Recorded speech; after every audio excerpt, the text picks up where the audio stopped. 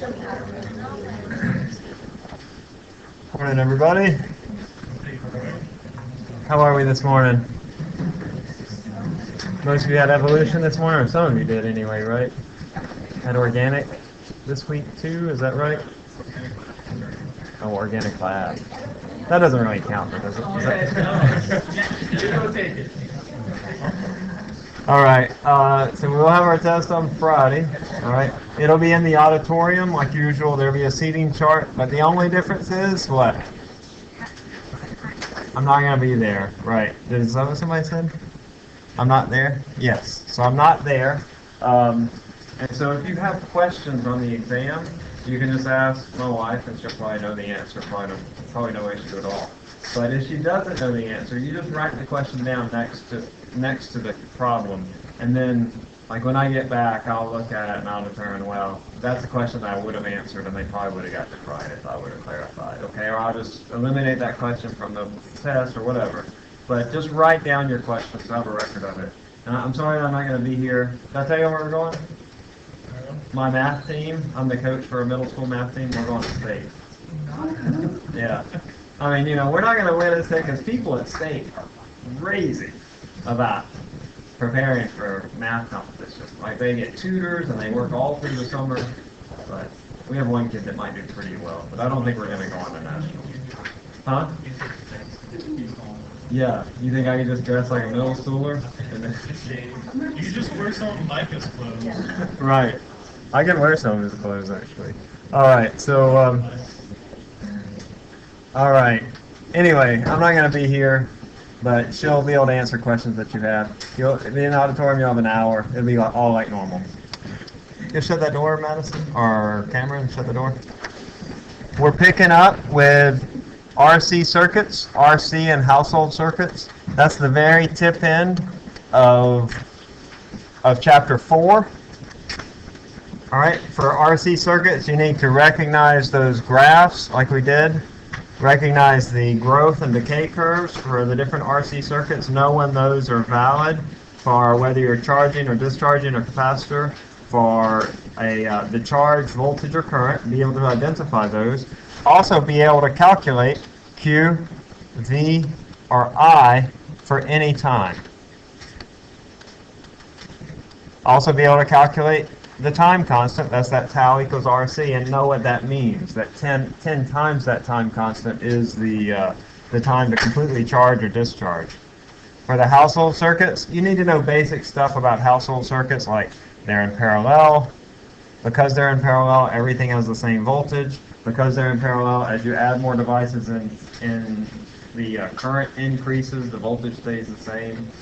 You need to know about those various safety devices, the GFCI or GFI, the circuit breaker, that CV circuit breaker, and then also the grounding.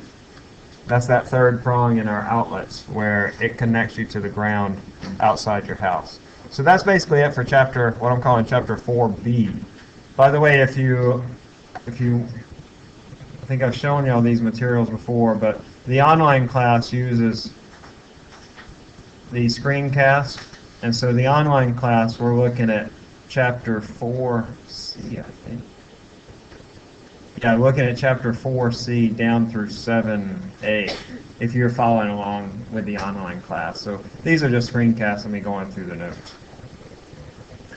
Okay, so for chapter 5, and I'll take questions in just a bit, but for chapter 5, you need to know the basics of magnets.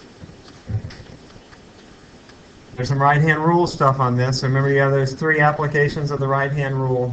Oh, basics of magnets, also the basics of magnetic earth. We talked about that. Southern, northern magnetic poles are different from the geographic poles, and the magnetic fields protect us from the solar wind. It would strip away our atmosphere, and we'd all be bombarded with high-energy particles, and we'd all die. So anyway, know about the magnets and the earth. Know how to calculate the force on a charge in a magnetic field, also the force on a wire in a magnetic field. Also be able to apply the right-hand rule in both of these scenarios. I think there are 4 or 5 right-hand rule questions of various types. that include these two scenarios, as well as the scenario where you determine the magnetic field of a wire. And then there are some that are combinations of those, like we've seen, like where you have a wire, and then you have a charge coming up next to it and ask you what direction does it go due to the magnetic field that's generated. We worked one of those in class, and we can look at them later. But know how to do your right-hand rule, all right? Listen, get over the whole embarrassment of trying to use your right hand in class, because you're going to have to. It'll make your life a lot easier. You don't look goofy. I mean, we all have a varying level, right? But y'all are actually pretty cool. You're not goofy. I'm sorry. I shouldn't really comment on your appearance at all. Just rewind. Okay. Let's see. Magnetic fields. Then we just sort of had a variety of things. The torque on a current loop.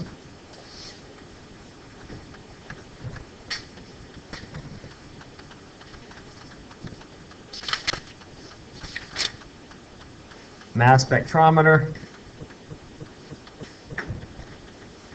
Know how that works. Know how to identify unknown particles. We did that, use the cyclotron equation and determine the mass to charge ratio. And the magnetic field of a straight wire, that's that thing where if I have a wire with a current going through it, my magnetic field is in that direction on that side, and in that direction on that side. That's the way you let your thumb go in the direction of the current, and your fingers wrap around to get the direction of the magnetic field. Solenoid switches, and the magnetic field due to a loop. As if I have a loop like this, the magnetic field is into the page there. And then also we need to be able to calculate what that is. It's, I always forget what it is. It's N mu naught I over 2R. That's for a loop of wire. And by the way, I just want to make you aware that there are two very similar looking formulae. There's the magnetic field due to a long straight wire, which is mu naught I over 2 pi R. That says at a distance from this long straight wire, the magnetic field is given by this expression. And then there's this expression, which gives the magnetic field inside a coil of wire. These look very similar, right? The only difference is the N and the pi. You can use the N to sort of be your indicator, because if I have multiple turns of wire, that means I'm dealing with a loop. Because a loop rarely just has one turn. You usually have hundreds or even thousands of turns of wire. But when I'm talking about a long straight wire, I'm almost always talking about just a single wire. So that's why we don't have the N here, because that helps you remember. And they're in that order on the equation sheet. Alrighty, I think that's it for Chapter 5. We can come back to it. In Chapter 6, we had reflection and refraction.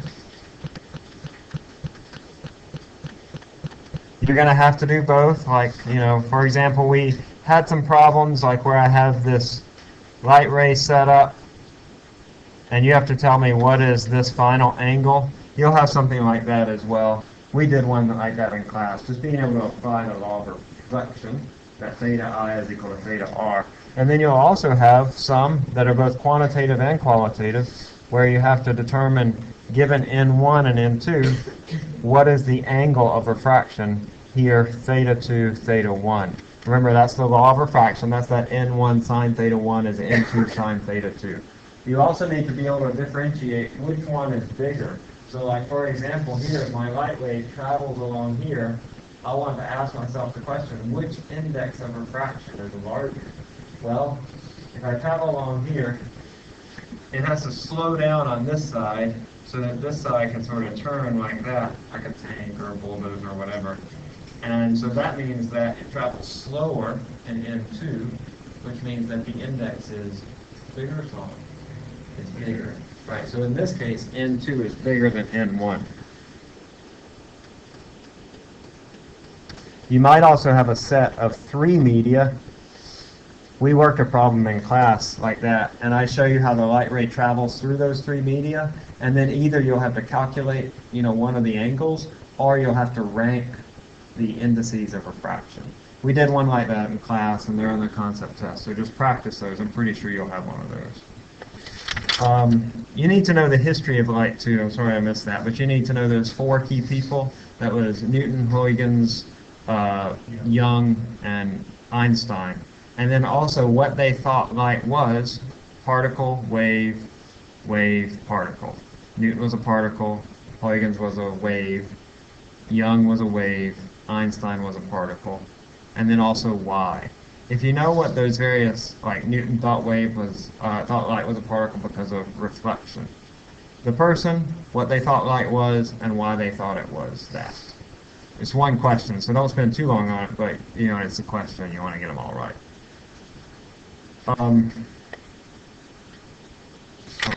Refraction. You need to know total internal reflection. Total internal reflection, remember, is just a special case when I'm going from one medium to another, say from glass to air, for example, where the light ray actually bends 90 degrees. The formula to calculate the critical angle, which is that angle when this angle equals 90 degrees, this angle when this angle equals 90 degrees, that formula is on your formula sheet. But remember, this is just a special application of the law of refraction when this angle is equal to 90 degrees. So I could ask you, what is the critical angle? And then I could also ask you, what must be the relationship of the two indices? That is, should this index be bigger or smaller than this index? And in a fiber optic cable, for example, which uses this total internal reflection, the index of the core, what this is called, always has to be bigger than the index of the surroundings, or the cladding, they call that, the protection of it. So big index, low index.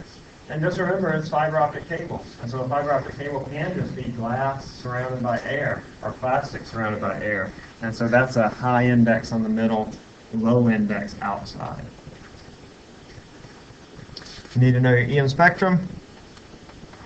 You need to know all the different parts. That's gamma rays, X-rays, ultraviolet, visible. Sorry, it's Roy G. Viv, but it's backwards because we're going the other direction. Can I do it backwards? Viv G. Yor. Is that right? That's pretty good. Yeah, Viv G. Yor. Okay, Viv G. Yor, and then infrared, microwaves, radio waves. So know those in order of energy, in order of frequency, and in order of wavelength. Remember, frequency and energy track along next to one another, but wavelength goes the opposite direction. So a high frequency is a short wavelength, like gamma rays. Radio waves have a long wavelength, but a very low energy or very low frequency. You need to know about prisms, how they work, dispersion and prisms.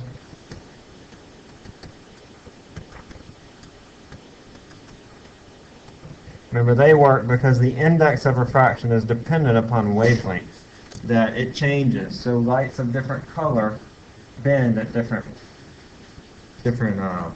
amounts. All right, that's chapter 6. Goodness. Bless you. All right, so chapter 7a. We're just doing up to mirrors. No atmospheric phenomena, none of that mirages or any of that business. So we're just doing mirrors. Remember that the different signs. If I have a positive Q, that means it's a real image. If I have a negative Q, that means it's a virtual image. If I have a positive M, that means it's upright. If I have a negative M, that means it's inverted. There are various tables in your notes that outline these, but knowing those signs will really help you. Know your flat mirror, know how to calculate your magnification. Magnification is negative Q over P. And then also know your mirror equation, 1 over F equals 1 over Q plus 1 over P. You will have problems where you have to calculate, where I give you, say, Q and F or whatever, and you have to calculate P or some unknown. There is a problem where you have to solve a system of equations, where you have to plug one equation into the other. So be prepared for that. I try to make it as easy as possible.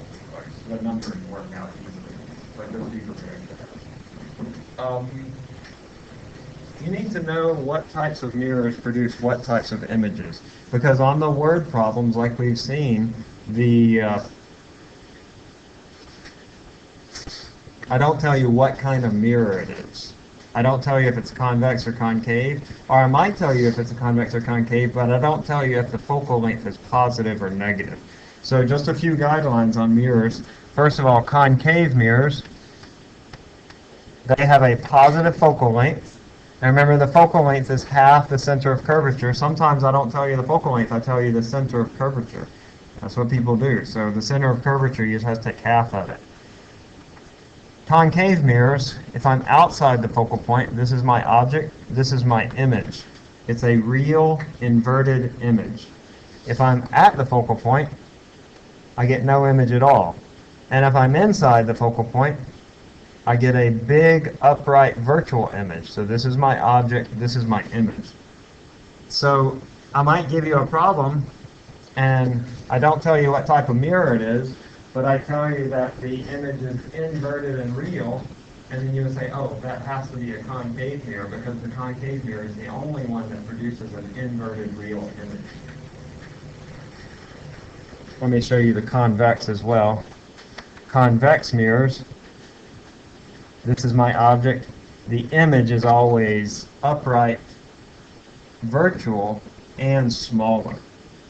It's like a security mirror. Convex, common purpose, is a security mirror.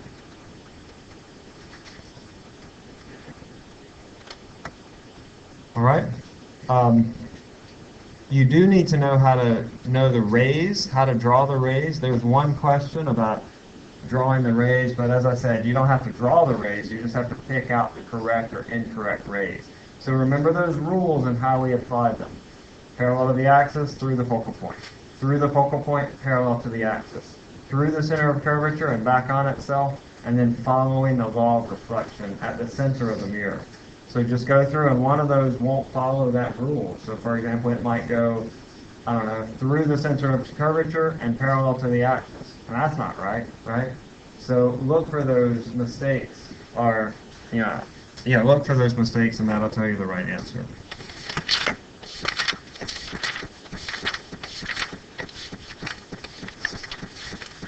Well, I think that's it. Yeah, that's it. All right. So what do you guys want to look at in particular? Where do you feel like you're the weakest?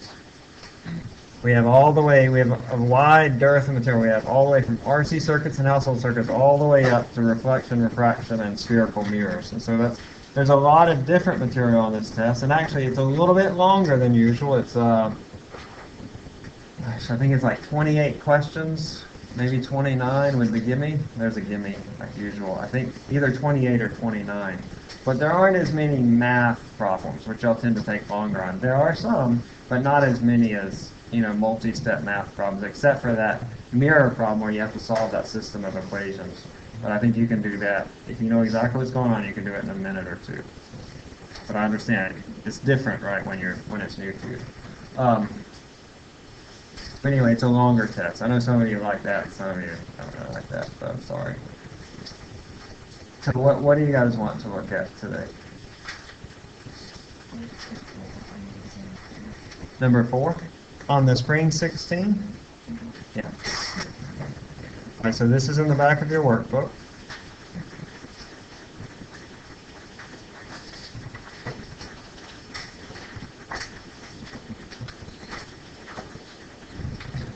Number 4 on exam 3.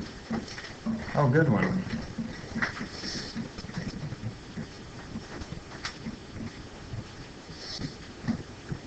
In fact, let me just sort of say right out front that I'm not saying you're going to have one exactly like this, but you are going to have to think about electric fields. And so let me just remind you, we've had some problems like this in this chapter. Thank you, Brittany, for asking this. That if I have an electric field in this direction, just to remind you, a positive particle will feel an electric force in the same direction as the electric field. A negative particle feels a force in this direction. So in this problem, we have an electron moving through a region of crossed electric and magnetic fields, and often we'll use electric and magnetic fields to direct an electron where we want it to go, because we can modulate the electric field and modulate the magnetic field, and we get these two forces acting on these charged particles. like those old big TV sets. That's what they did. They had an electric and magnetic field to move electrons and scan them across the back of your TV.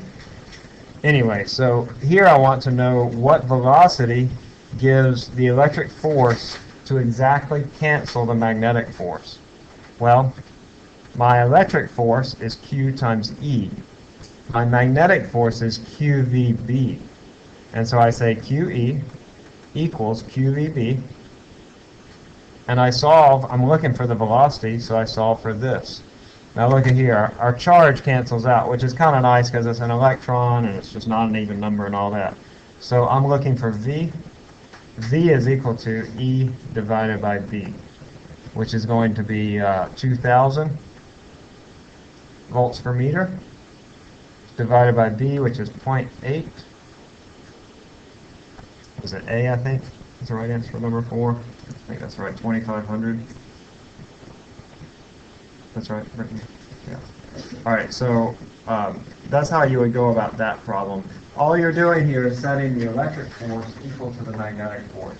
If you forget this equation, it's on the equation sheet, but it's buried back in chapter 2. But it does come up on the test, so just be prepared for that. I don't remember how it was, if it was qualitative or quantitative, but we had other problems that asked what is the direction of the electric field or the electric force. And so, like, for example, here,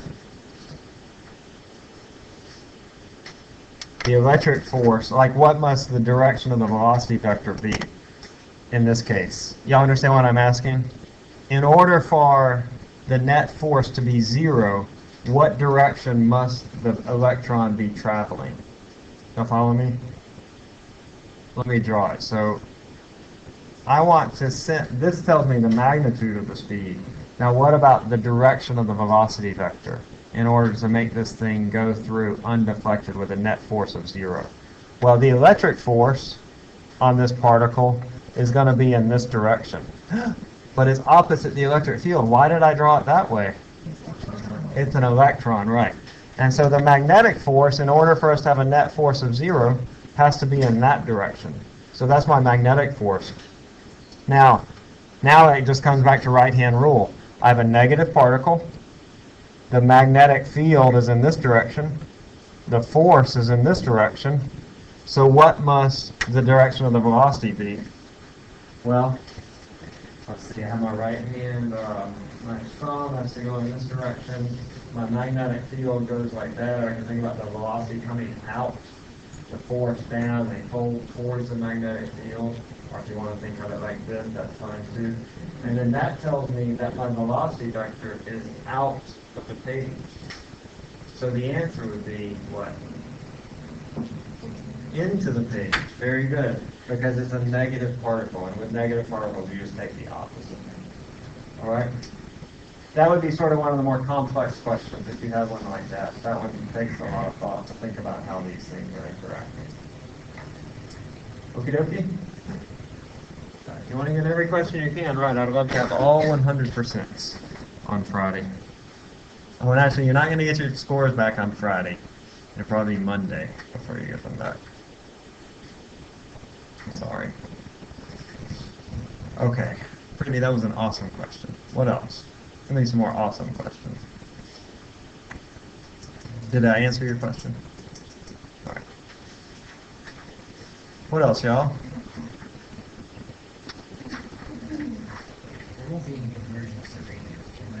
No. In fact, just a second, Asia. In fact, your calculator should always be in degree mode. Yeah, it needs to be in degree mode. So if you're in calculus and you're using radian mode, make sure that you convert it to degree mode, because you will get the questions wrong for the law of refraction. Oh, no. All right, Olivia, just a second. Asia had a question.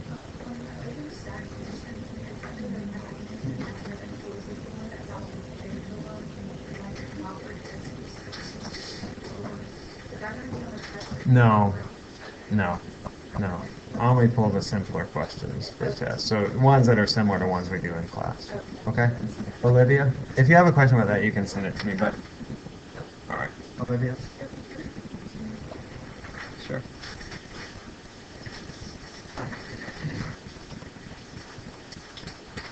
Yeah, so I said y'all have one like this, in fact. So the way you approach this is you follow the angles. So if this is 40 degrees, this also has to be 40 degrees by the law of reflection.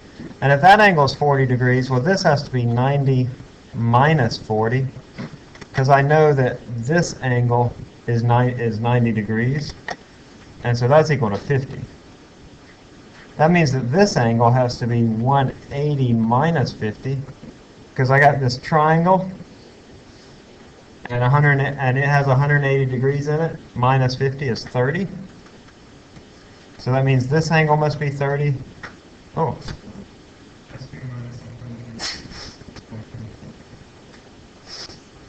Oh yeah, okay, I'm sorry. Yes.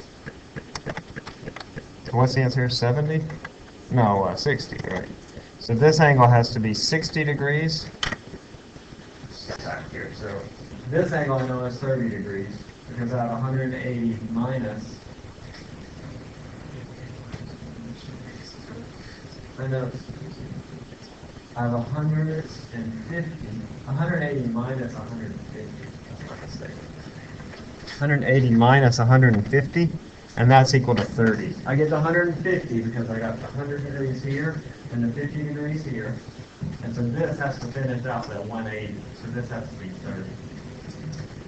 So if I have 30 here, that means this 90-degree angle has to be 60 degrees right here. And if this is 60, that's also the reflected angle. So you got to just follow the angles through. Know that the right angles are 90 degrees and the triangles are 180 degrees. And not make those three mistakes that I just made. Listen, the other day, my daughter, she was practicing her spelling words. And honestly, like, she studied a little too much. And so with my wife and I, we've been trying to sort of rein her in, like, let's not study for spelling today. So I tried this thing where I just sort of yelled in her ear, not like a mean, like I wasn't being mean, but I was just trying to distract her to get her to like really master her spelling words. And so like she would start spelling, and I would just move her, are you sure are you guessing? And just sort of yelling in her ear, and she could still spell. It was like boot camp or something. Like get a friend to do that to you, like while you're trying to work the problem, have them come yell in your ear. All right. Okay. So what else? 16.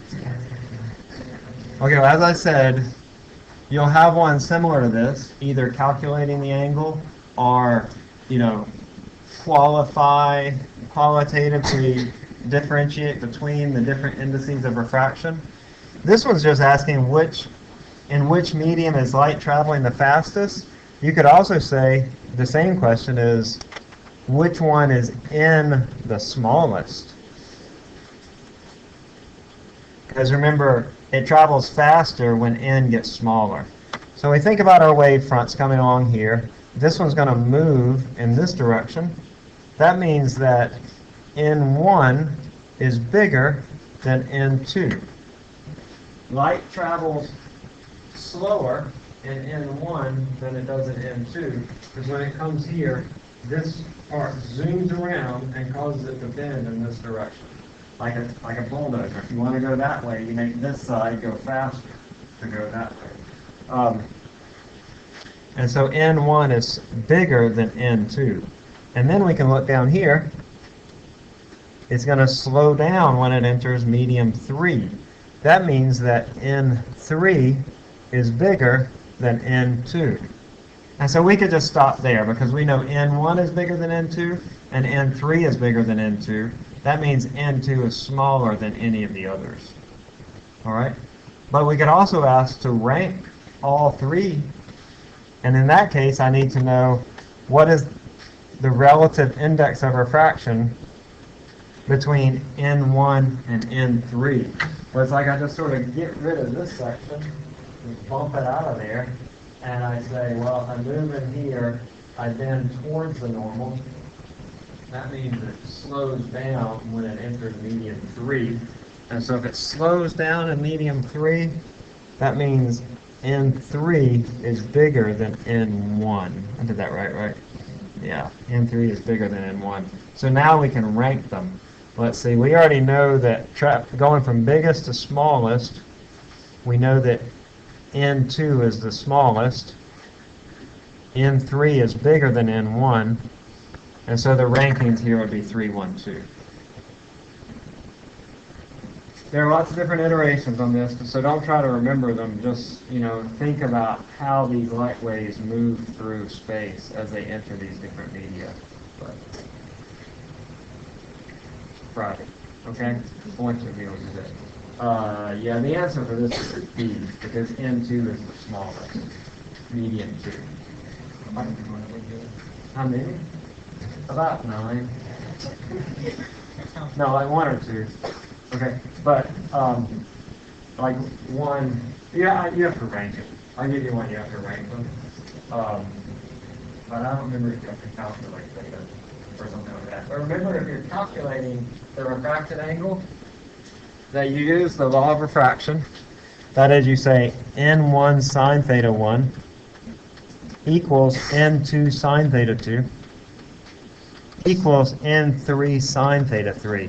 So for example, if you only know N1 and theta 1 and N3, this would be a 3 right here. If I want to know theta 3, I just say this term is equal to this term. That's sort of what I mean when I say you can bump out that N2, because it doesn't affect theta 1 and theta 3. It only affects itself. Alrighty? Caitlin? Number 19. Yeah, this test is a good indicator of what you'll see. Like, I think if you can do well on this test all by yourself, without any help, then you'll do all right on the test, on the exam group. Okay, what's this? Oh, so this is a diagram of a fiber optic cable. Now remember, fiber optic cables have an inner core that has a high index of, high index of refraction, and an outer part that has a low index. So I need high index, low index, big N, low N. So that means this one, that the core has to have a bigger index than the cladding. Often with fiber optic cables, they'll have not just a sheath of glass, that's the actual cable, but they'll have the glass, and then they'll wrap something around it in order to protect it from getting dinged or whatever. But the index of refraction has to be such that it has a bigger, let's say bigger, a smaller index of refraction on the outside. Big index, small index. And that's your function. So the answer here is what? Yeah, it's C. Right. Big, small. Alrighty? As I said, you'll have one that's similar to number 24 as well. Different, but similar, where you have to plug one equation into the other. Mathematically, it's probably the most difficult question on the test. Alright? You're going to have to draw or identify rays, identify the types of images that mirrors can form, use your mirror equation, use your magnification, right-hand rule, forces, wire, charge particle, RC circuits, exponentials, you'll know how to do exponentials, the E button on your calculator, not the EE button, but the E to the X button usually says E to the X. For RC circuits with resistors and capacitors, that's when you have those exponential growth and decay curves. 18? Absolutely.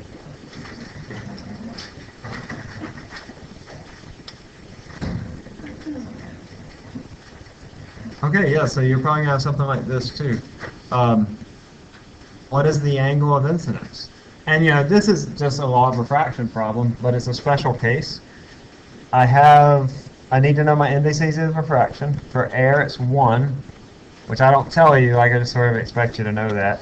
And for water, it's equal to 1.3. Did y'all just hear what I said? For air, the index of refraction is 1. It's really not 1, it's like 1.000 something, but it's basically 1, which is the same as a vacuum. So here I say 1.3 sine of theta equals 1 sine of 90. because I'm looking for the special case where this goes to 90 degrees, where the refracted angle is 90 degrees. And so theta is the inverse sine of 1 over 1.3. That equation is in your equation sheet.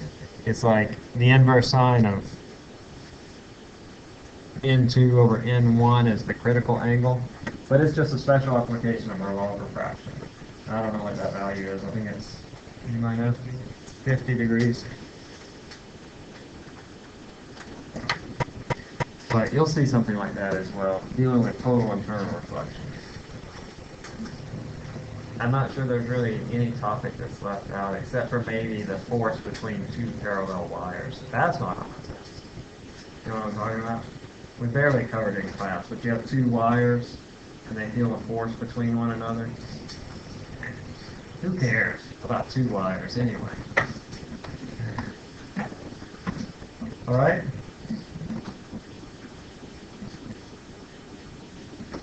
What else, folks? Let's see. Sort of scroll through here.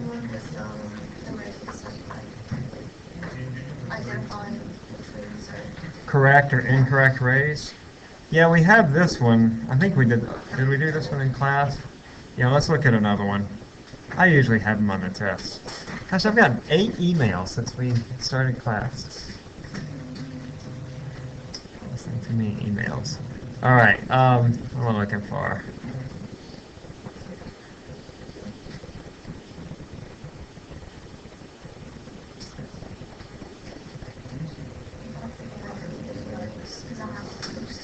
Oh, really? Oh, here's one. Is this a different one than the one we did? I think it is. All right, which of these is drawn incorrectly? Is this different from the one in? It should be. Yeah, so let's just go one by one. I go parallel to the axis and through the focal point. That's ray number 3. That one's okay. I go through the focal point, parallel to the axis, ray number 1. That one's okay. This one goes through the center of curvature, and then it comes parallel to the axis. It goes to that side. It has to go back on itself, right? But this one shows it going parallel to the axis. So number 2 here would be wrong. All right?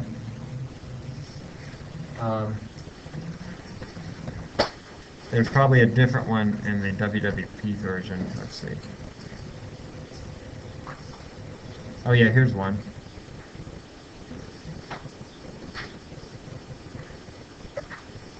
This one's a little trickier. So I get a ray that comes out of the center of curvature. Right here, I can't draw on it, sorry. Let me just... This ray right here, it originates at the center of curvature, and then it goes through the focal point. Not right. It should originate out of the focal point. But in fact, this one is at the focal point, so I can't even draw that ray at all. So number 2 is not right. Let's look at number 1. Number 1 goes parallel to the axis through the center of curvature. That ain't right either. Let's look at this one. That one looks right. Because I just go to the center of the mirror and notice that these two angles are equal. That's my rule number 4. Follow the law of reflection. So numbers 1 and 2 are not right, so D is the right answer. Number 1. Number 2? Number 2 right here. It comes up here as if it's coming out of the center of curvature. Remember, like when the center of curvature is behind the object, you like trace a line up like this, like it's coming out of the center of curvature, and then it goes up. But for this ray to be correct, it should go back straight upon itself. But it doesn't. Instead, it goes through the focal point here. That's not correct. In fact, to go through the focal point, it has to go parallel to the axis first. It's upstairs. All right. What else? I know, it's upstairs.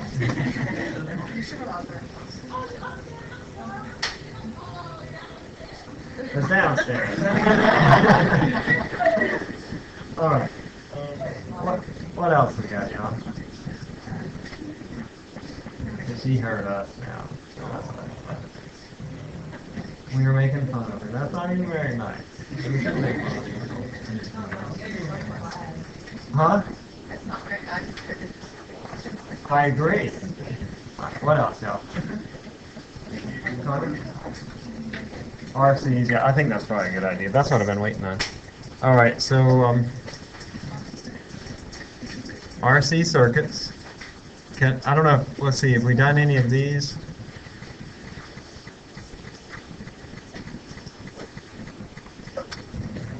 In this test?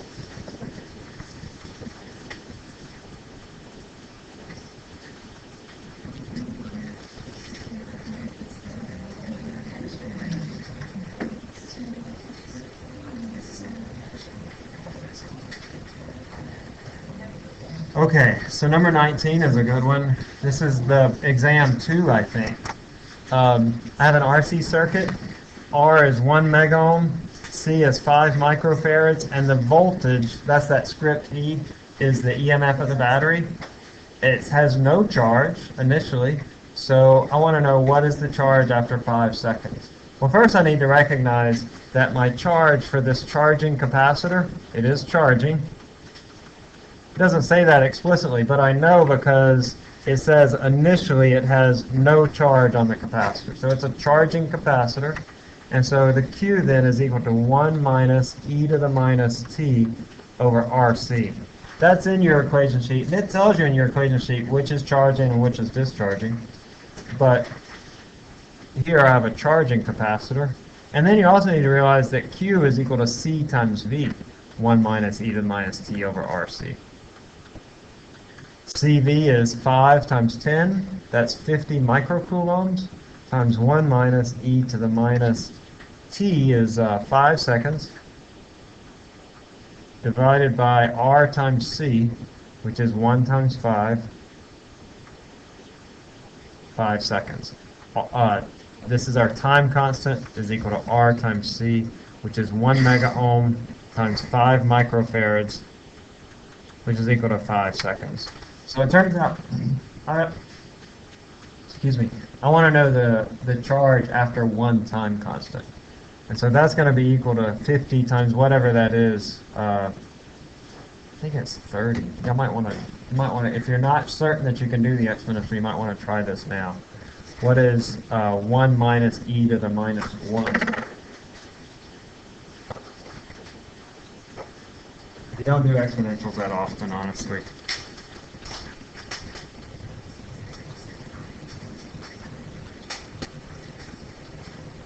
You're at 63% of 50.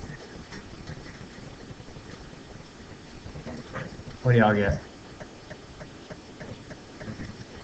That's what I get. I get 30, like 32 microcoulombs. So the answer is 30. You also need to know how to know what this function looks like.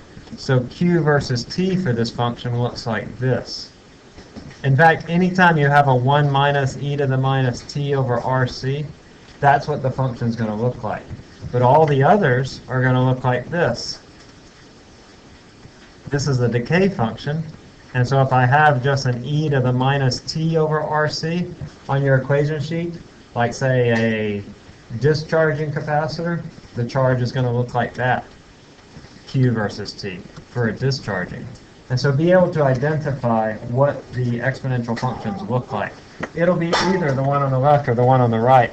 Though sometimes I'll give you other functions, like I might give you one that looks like this, or maybe one that looks like this. None of these are going to be right. They're just sort of there to distract you. You only have these two functions. This is a decay function, and this is a growth function.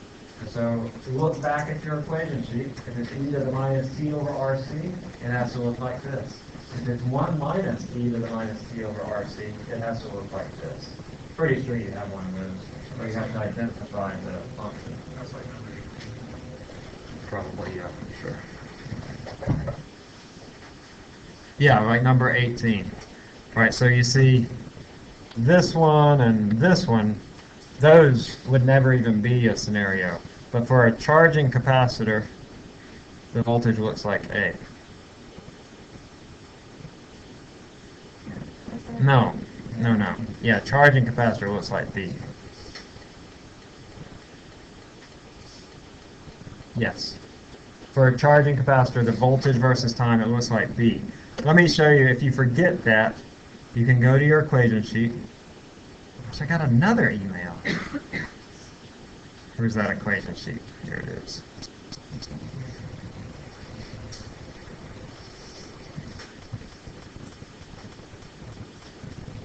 Yeah, see, I gotta fix this. Listen, you're not gonna have voltage, but this should not say charging right here. That's not right. It's gonna be either the charge on your charging capacitor. Is it charging or discharging? You follow what I'm saying? What does the charge do on a charging or discharging capacitor? Not the voltage. Alrighty? So that won't be relevant. Did that answer your question, Carmen? Any other questions, y'all? How y'all feeling about this exam? Great and awesome? Get lots of sleep, okay? It's almost more important for you to get a good night's sleep than for you to study. Seriously. Except that's what we see. Oh man, I'm sorry. Alright, I'm sorry. Y'all have a good day though, okay? If you have questions.